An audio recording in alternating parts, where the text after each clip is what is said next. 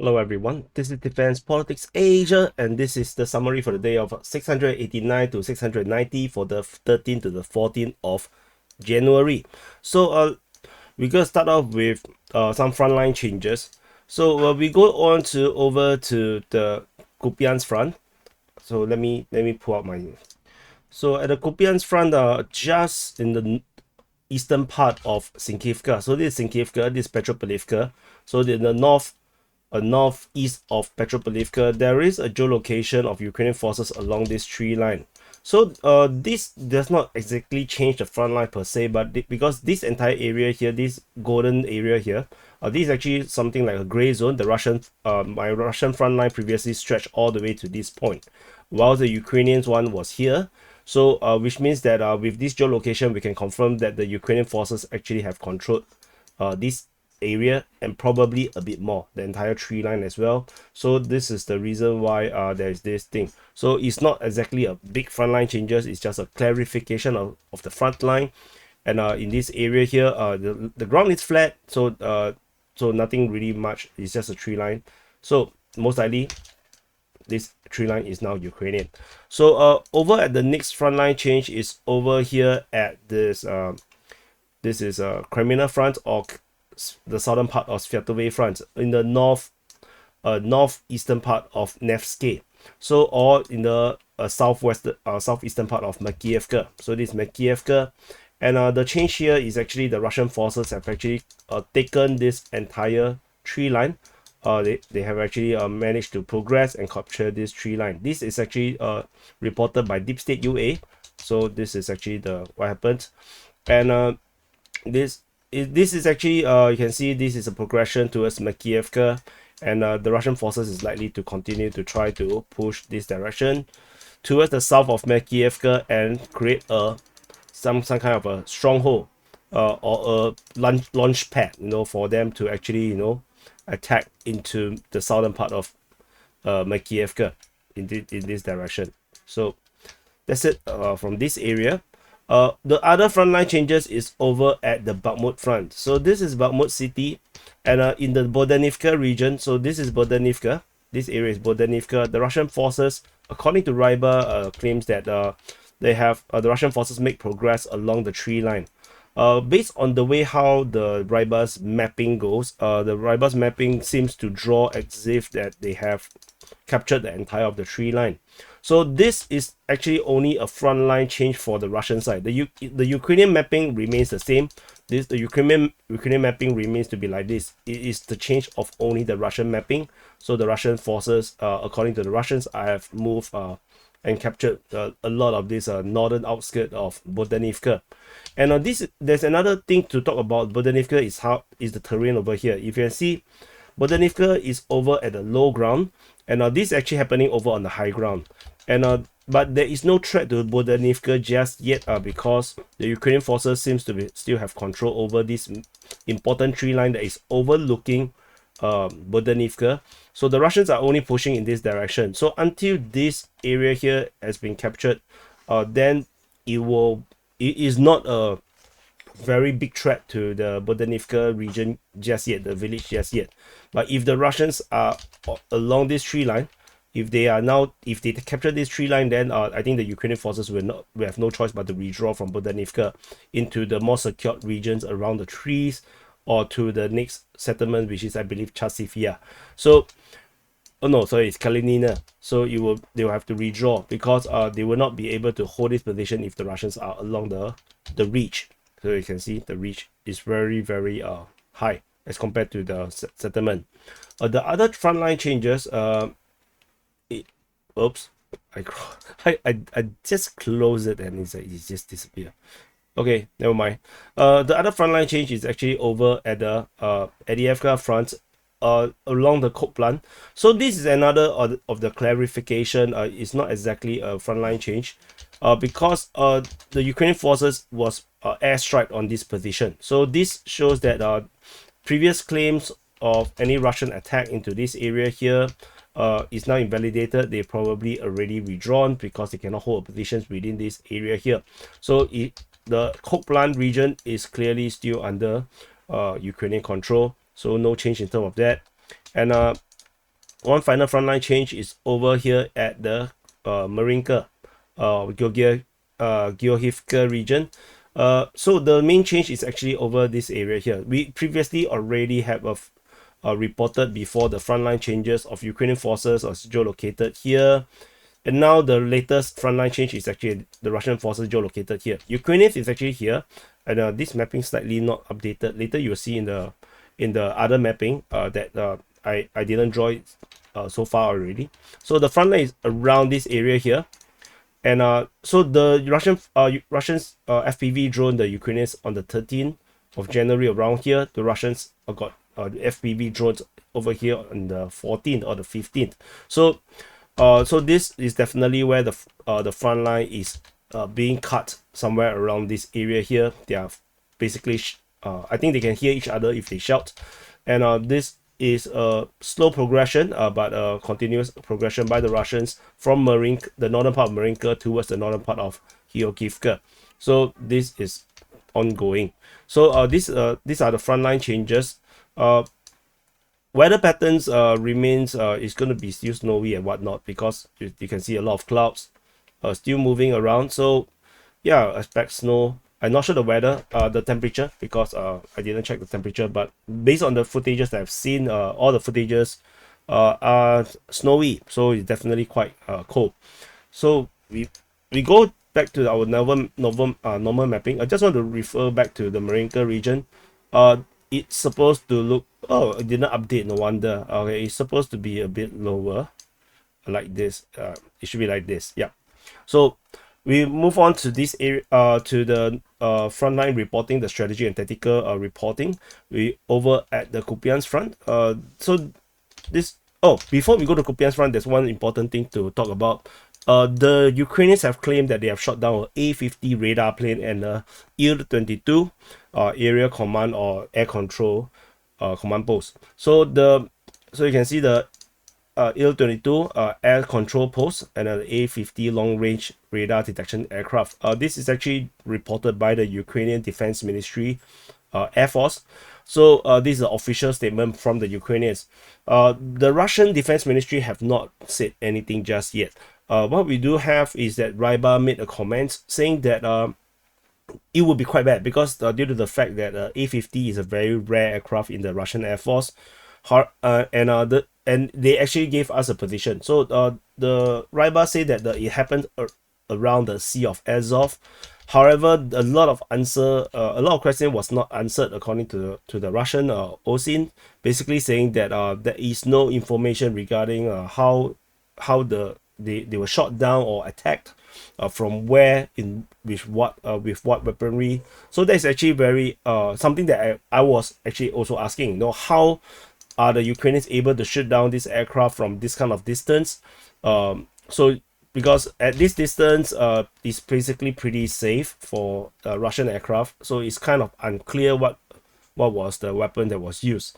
However, there was, according to Rybar as well, they say that there is information of the Il-22 surviving. They managed to land and survive, and it was being spread around the Russian information sphere. And then it comes to the question, how about the A50? There is no information about it. Did it even happen? So they are questioning whether the shutdown of the A50 was a real thing or not. So tentatively, we have no answer just yet. If this is true, we are almost probably going to see satellite imagery being shared on the pro-Ukrainian information space, or probably most likely see it. When it comes, I will let you know, because usually if you have such a big aircraft getting shot down, the debris will be visible on the satellite. I believe it should be, it's very hard to get away with something so rare getting shot down. So we go back to the front. Before we go to the front line, another thing is the Russians airstrike or missile strike the Kryvyi Rih Air Base, claimed by the Russian Defense Ministry, hitting ammunition depot. So but that's all at Kryvyi Rih or the Donetsk Air Base. Over at the Kharkiv Front, let's start off with the Kharkiv Front. At the Kharkiv Front, there is a continued Russian bombardment of the border regions with some kind of a mortar strike or drone strike on Ukrainian patrols at their trench So the Russian drone actually followed a couple of Ukrainian soldiers walking over to their entrenchment, and then they discovered where the entrenchment is, and then artillery or mortar was ordered on it. So that's happened over at the Bohdanivka, just off the border with Russia. And then another Iskander was used, a very long range missile was used, ground to ground missile was used on the Ukrainian deployment point, they claim. Basically some regional or forward operating base on the southern part of Volchansk. So this is actually also a sensible place for the Ukrainians to actually have forces positioned, because from Volchansk is a very strategically important town. They can able to react to any incursions by the Russians from Volchansk, particularly in the southern part, so they are out of view from the population if there are any. So that actually helps, but still the intel got leaked and then they got hit. We move into the Kupyansk Front. At the Kupyansk Front, before the front line, there was something very there is a lancet strike of Ukrainian Italian-made A50 howitzer. They got struck quite far from the front line, around 9 kilometers away from the front line. As I mentioned before in the previous SITREP, the east where the Ukrainians do have a lot of artillery system, or seems to be perfectly good at operating around this western bank of the Siversk Oskil River. So they are very safe from ground forces, but they are they are susceptible to drone attacks. So with this lancet attack, it does seems like the spotting of the Ukrainian artillery system around Kindrashivka, I believe, or is it further south, or near Hushivka, something like this. We remember, 1 or 2 SITREPs ago, I talked about a geolocation of a Ukrainian artillery system along the highway. I think that footage actually prompted the Russians to start to hunt for artillery in this area here, and so this is why we are seeing this, because previously I don't remember Ukrainian artillery getting hit along this western bank of the Oskil River. So no, this is actually quite bad. So every bit of information that got leaked, even very harmless footage, does become a problem for military operations. Lose sleep, then ship sink ships. But these are not ships, they are artilleries. So over at the Makiivka region, fighting continues to be reported around this area here, with Ukrainian Defense Ministry reported the Russians attack, and the Russians say the Ukrainian attack. So they are both attacking each other. So there's definitely still a major clash in the Makiivka region. Another geolocation by Kryvyi Rih of a Ukrainian armored vehicle getting hit at this position shows that the Russians are very close by. They are quite near around this area, probably in the trees. Fighting is also reported over at Petropavlivka, according to the Ukrainian Defense Ministry. So the Russians are supposedly attacking like this, and the Ukrainians are counter-attacking. But based on this geolocation that we have already mentioned, so the most likely area here, where most likely Russian attack is actually further north, further a bit away from Petropavlivka. So it's probably nearer to Vishana than Petropavlivka. So yeah, I forgot. I wanted to speak like this is a document animal documentary, but I forgot. But forget it, another day. FPV drone attack on Ukrainian trench position was located on the eastern part of Avdiivka. So this actually confirms the front line. There's no front line changes, but it does shows the Ukrainians are holding the front line position over there. We move on over at the Svatove Front. At the Svatove Front, we have reported fighting in the area of Novovodyan as well as Makiivka. So this information comes from Deep State UA on the 14th, whereas Ukrainian Defense Ministry and Deep State talk about Makiivka. So this is the strategic situation around this front line. This is further, so I zoom out a bit. So this is Svatove, and this is where the attack vector is. They are attacking in these directions. So basically not very particularly interesting unless there's some breakthrough. Over at the Kreminna Front, this is Kreminna. Fighting is reported on the eastern part of Terny, whilst the Ukrainians launched a major counteroffensive over at Dibrova and Serbianske Forestry. This is reported by the Russian Defense Ministry. Russian forces is geolocated along the road at Torske, and this actually is at this position, and this actually is perfectly within where we drawn the border, and this actually confirms that the Russians are still in a very forward position over at Torske, and if it has not really changed much since the last time we have known of any frontline updates around at Torske.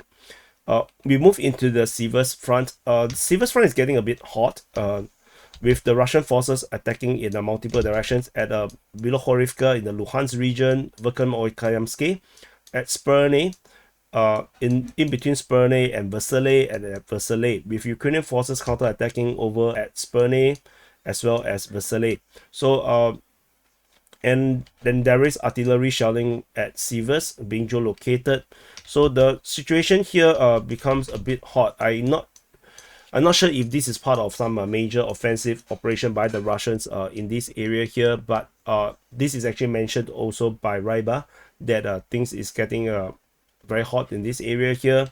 Ukrainians are definitely reacting. So we shall see, because the cessation of an active operations over in the Kupyansk Front, the Russians reduced their offensive intensity in the Kupyansk Front.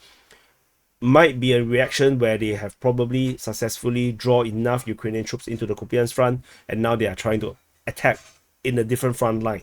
So let's see how the Ukrainians react. Definitely the Ukrainians have already reacted, and the fighting over at Sperne was already mentioned for the 5th, 12th. Yeah, there is already some updates about this fighting from the Ukrainian information space, but it's only just acknowledged by the Russian side. So we move on over at the Bakhmut Front. This is Bakhmut city. At the Bakhmut Front, as we mentioned earlier, in the northern flank, the Russian forces seemingly have attacked in the north, capturing a lot of this forest. Not sure if it's the entire thing, because the Ryba did not have a very close-up map about this area here. Ukrainians are also reported to have counter-attacked over the Bohdanivka region. Deep State UA reported fighting over at the cemetery region, and there is a various geolocation of actions of Russians using the flamethrower system on Ukrainian forces at the tree line, southwest of the cemetery, and then also at Kreminna, there is a lancet hit on Ukrainian vehicle pretty far into the rear. So the strategic situation around Bohdanivka continues to be very precarious for the Ukrainians, as the Russians are doing this, which it looks like a pincer. So we shall see how this goes. Over and the southern flank, the strategic situation remains more or less the same. Russians attacking in the high ground in the Klishchiivka, Andriivka, as well as Bohdanivka. Fighting in Klishchiivka could also be coming from the east, so it could look something more like this rather than fighting within Klishchiivka itself. Otherwise, there's no other strange changes around this area here. Geolocation of Ukrainian forces getting hit. So there's a Strela 10 anti-aircraft system getting hit at Steposhki.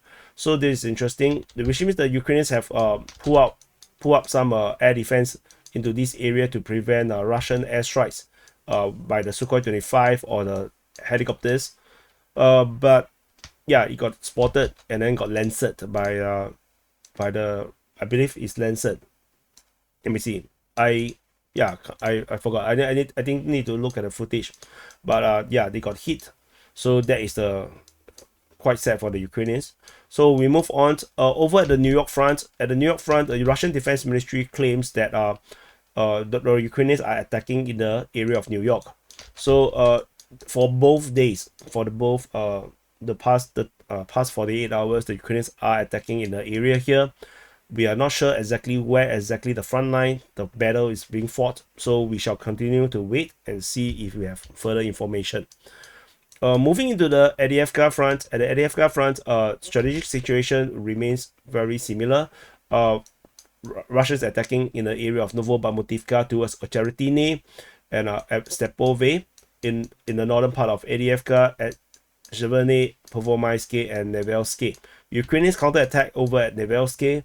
Zheveny only happened for 1 day on the 13th of January, and this pretty much is the same general strategic situation of the battle in this area. Some geolocation, there is a Bradley getting hit by Lancet just off Bakhmutivka. So the Bradley fighting vehicles has been very effective as a defensive armament for the Ukrainians, as they are able to go in, rain heavy fire on the Russian position, and then they scoot. And this is exactly how the Bradley is supposed to be used, actually. So if you try it in all those shooter games, be Battlefield, Squad, or whatnot, you'll realize that that is exactly most effective way of using it. Providing fire support, raining fire on the enemy from a distance, at a distance far enough that most infantry cannot react to you well or easily unless they have a specialized anti tank guided missile system. Then after firing, run away. So, and Ukrainians have used this very effectively and basically have caused the entire front line to basically stuck just by using Bradley fighting vehicles. Tanks in comparison is less effective than Bradley in this kind of infantry centric warfare. But this got Lancet, so Bradley still cannot run away from Lancets. So if the Russians start to deploy more Lancets into the front line, then it will become a very, very difficult space for any armored vehicles, especially infantry fighting vehicles, which are lesser armored, to survive. Russians are still attacking Stepove according to Ukrainian Defense Ministry and Ryaba on the 14th of January. Definitely did not work out, still failed.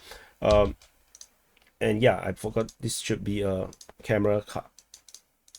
And so this already covered. This is actually just a clarification of the front line based on the geolocation of airstrike. And yeah, so let's see, do I miss any more geolocation? Okay, further up north, just off Konstantinivka, there was a Iskandar strike on the outside of Konstantinivka. So not sure what was hit, but there was a big explosion, probably an ammo dump.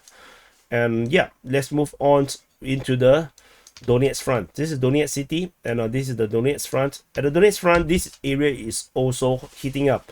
So as we go along, you realize that the Russians may have launched a major offensive operation, and as I have alluded a possibility to a few days ago, but this one seems to be quite similar. So we again, the same thing goes. We have to wait and see if this is a real thing, or is this just a one-off. So if it continues for a few days, then we can confirm that it's a major assault operation from the Russian side. Over the Donetsk Front, the Russian forces are attacking Krasnohorivka, Georgiivka, in the area of Marinka. In the north, east, and south of Novomikhailivka, they are attacking the south of Preshestivka as well as in the area of Novodonetsk. So you can see this quite a bit around the Georgiivka, Marinka region. As I mentioned in the frontline changes, the Russians are pushing forward in the northern part, as is shown by geolocation. There's another geolocation of TOS-1A, or some kind of a bomb exploding in the middle of Georgiivka. So definitely putting a lot of pressure on the Ukrainians around this front line. And further over in the Novomikhailivka region, airstrike continue to be reported at Novomikhailivka, with getting strike further south, with the front line is still being established around this area here. Deep State UA mentioned that the situation is critical over at Novomikhailivka, with the Russian forces coming from three different directions, north, east, and south. So definitely situation is getting quite bad. Another Lancet hit at Konstantinivka. So over at this area here, so you can see the number of Lancet videos of Lancet use is increasing by quite a bit, and clearly not every Lancet strike is on video. So which means that the usage of Lancet might have increased by quite a bit, which is quite bad for the Ukrainians, because the Ukrainians do not have a similar system. So they are losing out in terms of fighting in this way. And another bombardment of Ukrainian positions off Antonivka, but the video is very blurred. I can't really tell what is that. So over at the Novodonetsk, airstrike was reported on the Ukrainian position on the western part of Novodonetsk, and this is a frontline positions we already established before. We already know that the Ukrainians are holding a line around this area, with the Russians previously tried to push and failed in this area here. So this time around, an airstrike was dropped on this position, a fat bomb. So this is quite bad. And in this area here, the Russians seems to be getting more and more active. Previously, we have reports of fighting towards Zolota Neva. The Russian Defense Ministry now acknowledged that they are attacking at Novodonetsk region, and the Ukrainian Defense Ministry now reports the Russians are pushing south of Preshestivka. So there is a lot of actions coming around this front line, and this is actually should be very concerning for the Ukrainian forces. Especially, the main pressure is coming from this area here. This is actually the big arrow. This is the main offensive in this area here. So Ukrainian forces definitely are putting their focus in this area. Then now Russians are pushing in this area. So that's quite bad. And we also see the same thing just across the river, the Mokryali River. The Russians are pushing over in the Zaporizhzhia Front at the Velika Novosilka sector. Fighting reported south of Rivnopil. They are also attacking west of Staromayoske. So this Rivnopil, Staromayoske. So this is currently happening as well. So and then there is also reports of fighting at Stepove. So at this area here. So just in this front line alone, you can see fighting at Stepove, south of Rivnopil, west of Staromayoske, Novodonetsk, Preshestivka. And this looks like yet another front line, just like the Marinka, Novomihailivka side. So you can see here is one, here is another one. It's quite intense, I would say, for the Ukrainians. And further moving into the Huyaipole sector, there is also fighting reported near Zhevone, according to the Ukrainian Defense Ministry. The one at Stepove is reported by the Russians. So the Russians are also attacking at Zhevone. And then nearby there was the Stepove and Rivnopil. And there's another attack coming at Novoporevka over at the Heorhiivka sector. And this is at the Heorhiivka sector, the Russian forces are also attacking here. So, and then they are also going the usual at Verbove, west of Verbove, as well as Robotine. Ukrainian counter-offensive action over here is not reported, is gone. So they are now back on the defensive. So this is also quite bad. And then over at Kayamsky sector as well, the Russians are also attacking in the Zerbianki region as well as Petikaki region. And there is a geolocation of artillery hitting Ukrainian positions around Kayamsky. So you can see the intensifying situation over at the entire of the Zaporizhzhia Front. In fact, all the way stretching all the way to Donetsk Front. So ignoring the Novomihailivka side of the situation, just in Preshestivka. So let me draw in yellow. Preshestivka, Novodonetsk, west of Staromayoske, Rivnopil, Stepove, Zhevone, Novoporovska, Verbove, west of Verbove, Robotine, Petikaki, and Zerebianki. And so you can see this. Doesn't this look like a major offensive? It looks a lot like a major offensive. So we will have to monitor and wait for the next few days to confirm if the Russians continue to hold the offensive, to continue this offensive operation. And if it continues, then we can confirm there is a major offensive currently ongoing in the entire of the Zaporizhzhia Front. So this is actually quite huge. Yeah, and I didn't put it in the front of the video. So this is why you need to watch the full video. And that moving on over at the Kherson Front, the final front line, the Ukrainians continue to hold a position around Kryvyi, with the Russians again being reported to be attacking the Ukrainian forces. According to the Ukrainian Defense Ministry, there is a Deep State UA mentioned that the Russians actually sent in reinforcement to this area here. Wrong color. Send in reinforcement to the area here to continue to put the pressure on Kryvyi. We shall wait and see does that yield any result. Otherwise, whoops, wrong, but I pressed the wrong button. And then there is yet another Strela 10, another air defense system getting hit just off the Inhulets River over this area. This Kryvyi is over here, so the hit at the Inhulets River, and the rest of this geolocation by Crimean Caprice and military summary, these are all artillery systems. So the Russians are hitting Ukrainian artillery systems from Heorhiivka all the way to the northern part of Heorhiivka. So this one here, this is actually air defense. So this is terrible. This is like it's like a wild hunt, where the Russian drones can just fly freely into this area here, spotting, and then calling lancet strikes, calling air strikes, calling artillery strikes. This is actually no good for the Ukrainians. The Ukrainians have to find better solutions to how to deal with this. But tentatively, on the geopolitical space, things are quite bad. They are still unable to get funding from the Americans, as there is internal political breakdowns, as the budget cannot be approved. So we shall see how this goes, and hopefully you enjoy this SITREP. This is the summary for the day of 689 to 690 for the 13th to the 14th of January. Do press the like button, subscribe, do share with everyone, the people you know, if they are interested to know the latest of the Ukraine war. And yeah, hopefully for those that are first encountering this new format, do let me know what you think in the comments. And yeah, I hope you guys enjoy the rest of the week. I'll see you guys in the next update.